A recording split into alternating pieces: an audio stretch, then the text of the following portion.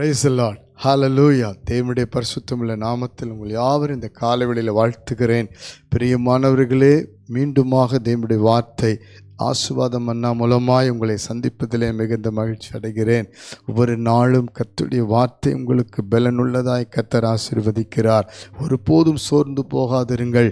ஒருவேளை நேற்று இரவு வரைக்கும் கூட பல கேள்விகள் உங்களோடு போராடி சோர்ந்து மனமுடைந்து போயிருக்கலாம். இன்னும் சில விடுதலை இல்லை, இன்னும் சில மேன்மை இல்லை, இன்னும் சில ஆசீர்வாதம் இல்லை, இன்னும் இந்த வியாதி சுகமடையவில்லை, இன்னும் இந்த கஷ்டம், இந்த பணத்தை போராட்டம் இன்னும் மாறவில்லை, இன்னும் உங்களுக்கு அநேக தேவைகள் சந்திக்கப்படவில்லை, வேலை கிடைக்கவில்லை, இன்னும் அநேக வேலையில் நிறைய போராட்டம், இப்படி பல விதத்தில் பல ஆண்டுகளாக கூட உங்கள் வாழ்க்கையில், குடும்பத்தில், தனிப்பட்ட ஜீவியத்தில் பிரச்சனைகள் வந்திருக்கலாம். இன்றைக்கு தேவன் அதற்கு ஒரு முடிவை கொண்டு வரப்போகிறார். அல்லேலூயா. சோர்ந்து போகாதீர்கள். கர்த்தர் உங்களுக்காக தீர்க்க தரிசனமான ஒரு வார்த்தையை பேசி உங்களை ஆசீர்வதிக்கிறார். சங்கீதங்களின் புஸ்தகம் 102 சங்கீதம் 13 வசனத்தை வாசித்து பாருங்கள். தேவரீர் எழுந்தருளி சீயோனுக்கு இறங்குவீர், அதற்கு தயை செய்யும் காலமும் அதற்காக குறித்த நேரமும் வந்தது. ஹல்லேலூயா, ஹல்லேலூயா. தேவன் உங்களுக்கு தயை செய்கிற காலத்தை வைத்திருக்கிறார். இன்று முதல் அது கடந்து வருகிறது. உங்கள் பிள்ளைகளுக்கு, குடும்பத்துக்கு எண்ணி இருக்கிற, வேண்டி இருக்கிற, காத்திருக்கிற உங்களுடைய விண்ணப்பங்களுக்கு தேவன் தயை செய்யும் காலத்தை கொண்டு வருகிறார். குறித்த நேரத்தை வைத்திருக்கிறார். வேதம் என்ன சொல்லுகிறது? அவர் குறித்த காலத்தில் எல்லாம் செய்ய வல்லவராக இருக்கிறார். அதன் காலத்தில் அதனை நேர்த்தியாய் செய்கிற கர்த்தர் ஏற்ற காலத்தில் செய்து முடித்து அவர் நம்மை ஆசீர்வதித்து சந்தோஷப்படுத்துகிற கர்த்தர். எனக்கு பிரியமானவர்களே, இடிந்த அலங்கத்தை ஏற்ற காலத்தில் ஆண்டவர் அவர் நெகேமியாவை கொண்டு அவர் 52 நாட்களில் சத்துருக்கள் பெருகியிருந்த காலத்தில் அதை தடை செய்து கொண்டிருந்த சூழ்நிலையிலும் நடுவிலும் அவர் கட்டி முடிக்க உதவி செய்தார். ஹல்லேலூயா.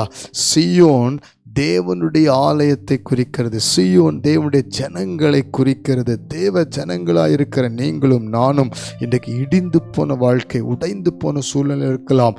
ஆனால் நெகேமியாவை போல கர்த்தருக்கு வைராக்கியம் பாராட்டுங்கள், உபவாசித்து ஜெபிக்க ஆரம்பியுங்கள். கர்த்தர் உங்களை கொண்டுதான் அவர் பெரிய விடுதலைக்கு நேராய், ஆசீர்வாதத்துக்கு நேராய் அவர் கொண்டு போகிறார்.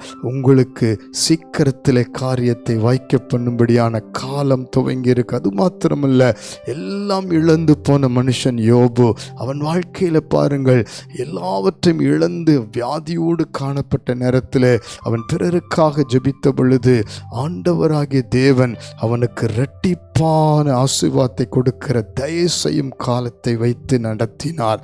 அவனை எல்லா நிலையிலும் இழந்து போக பண்ணின சாத்தானை வெட்கப்படுத்தினார். கவலைப்படாதிருங்கள். உங்களுக்கு வந்த எல்லா இழப்பு, துக்கம், பாடு, வேதனை, வியாதியின் மத்தியில் உங்களை கேவலப்படுத்தின, அவமானப்படுத்தின, நிந்தித்தவர்கள் நடுவில் உங்களுக்கு இரட்டிப்பான விடுதலை, ஆசீர்வாதத்தை கொடுத்து சத்துருக்களை வெட்கப்படுத்துகிற காலம் வருகிறது. ஹல்லேலூயா. அவர் உங்களுக்கும் சந்ததிக்கும் நிச்சயமாய் தயை செய்கிற நாட்கள், காலம் வந்து விட்டது. அது மாத்திரமல்ல, 38 வருஷம் ஒரு மனுஷன் வியாதியாய் பெதஸ்தா குளத்தின் அண்டையிலே படுத்து கிடந்தான். அவனுக்காக ஒருவரும் இரக்கம் பாராட்டவில்லை, விடுதலை, சுகம் கிடைக்கவில்லை. இயேசு அந்த இடத்தை தேடி வந்து அவனை பார்த்து சொல்லுகிறார், எழுந்திருன் படுக்கை எடுத்துக்கொண்டு நட. தயை செய்யும் காலம். 38 வருஷம் வியாதிக்கு ஒரு முடிவை கொண்டு வந்தது. கலங்காதிருங்கள். உங்கள் வியாதி சீக்கிரம் சுகமடையும்படி காலம், உங்கள் பிரச்சனை மாற காலம், உங்கள் பிள்ளைகளின் மேன்மைகள், ஆசீர்வாதங்கள் வந்து சேர்ற காலம் துவங்கி விட்டது. ஜெபிப்போமா? மனம் தளர்ந்து போகாமல் உங்களுடைய குறைகள், குற்றம், பாவங்கள் எல்லாம் ஒப்பு கொடுத்து இப்பொழுது தேவ சமூகத்தில் ஜெபிப்போம். பரலோக பிதாவே, சீயோனாகி எங்களுக்கு தயை செய்கிறவராய், குறித்த காலத்தை கொண்டு வருகிறவராய் வெளிப்பட்டதற்காக ஸ்தோத்திரம்பா. கண்ணீரோடு, துக்கத்தோடு, பாடுகளோடு இருக்கிற ஒவ்வொருவருக்காய் ஜெபிக்கிறேன்.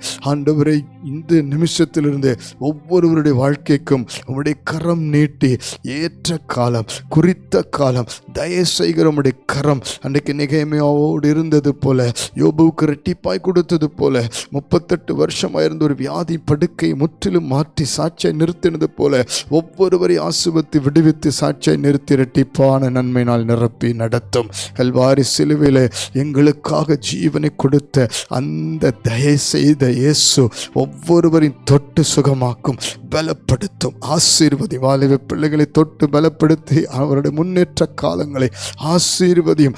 ஒவ்வொருத்தருக்கும் வேண்டிய நன்மைகளை கொடுத்து ஆசீர்வதியும். குடும்பம் செழிக்கட்டும், பெரிய காரியங்களை செய்யும். ஆண்டவரே, ஆவிக்குரிய வாழ்க்கை ஊழிய பாதைகள் பெருகுதாய் செழிக்க மண்டொரு வல்லமையாய் பிரகாசிக்க உதவி செய்யும். இயேசுவின் நாமத்தில் ஜெபிக்கிறோம் நல்ல பிதாவே. ஆமென், ஆமென், ஆமென். God bless you. குறித்த காலம் வந்தது.